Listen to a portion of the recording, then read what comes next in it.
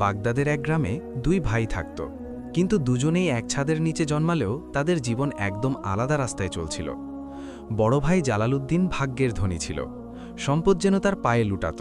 বিশাল প্রাসাদ, মজবুত দেয়াল, চওড়া উঠান, চাকর বাকর, গবাদি পশু, শস্যে ভরা গুদান, তার ঘরে কোনো কিছুর অভাব ছিল না। সব দিকে সুখ, প্রতি মুহূর্তে আরামায়েশ। তার জীবনে অভাব, বঞ্চনা বা চিন্তার মতো শব্দগুলো অনেক দূরে রয়ে গিয়েছিল। অন্যদিকে ছোট ভাই করিম বক্স খুবই সরল, নরম মনের এবং নেক মানুষ ছিল। তার কাছে না ছিল সম্পদ, না ছিল সুবিধা। কাঁচা মাটির দেয়াল, ফুটো ছাদ, মাটির উঠান আর সামান্য কিছু জিনিস, এটাই ছিল তার দুনিয়া। তার ঘরে তার স্ত্রী আর এক মাসুম বাচ্চা ছিল, যাদের মুখের হাসিই ছিল তার আসল সম্পদ। সে গরিব ছিল ঠিকই, কিন্তু মনের দিক থেকে ধনী ছিল। ধৈর্য, অল্পে তুষ্টি আর শুকরিয়া তার স্বভাবের অংশ ছিল। কিন্তু অভাবের কষ্ট রোজ তার দরজায় করা নাড়ত। এমন সময় জালালউদ্দিনের জীবনে খুশির আরেক অধ্যায় শুরু হলো। 3 মেয়ের পর তার ঘরে ছেলের জন্ম হলো। এই খবর তার জন্য কোনো উৎসবের চেয়ে কম ছিল না। এই খুশিকে স্মরণীয় করে রাখতে সে এক জাঁকজমকপূর্ণ অনুষ্ঠানের আয়োজন করল। দাওয়াতপত্র গ্রামের সব ধনী পরিবারের কাছে পৌঁছে দেওয়া হলো। এমনকি আশেপাশের এলাকার রইস আর ধনী লোকেরাও আমন্ত্রিত হলো। এই অনুষ্ঠান তার মর্যাদা, তার শান আর তার সম্পদের প্রদর্শন ছিল।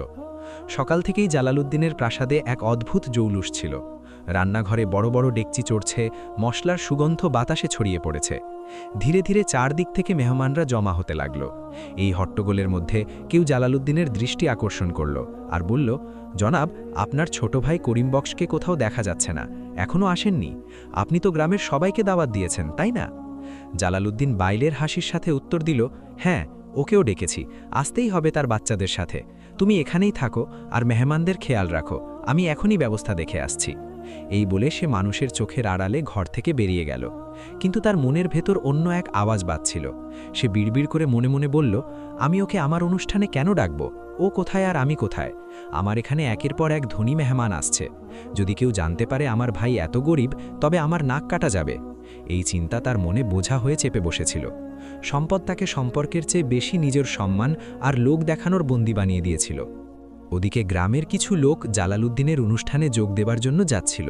তারা করিম বক্সের কাঁচা ঘরের সামনে দিয়ে গেল।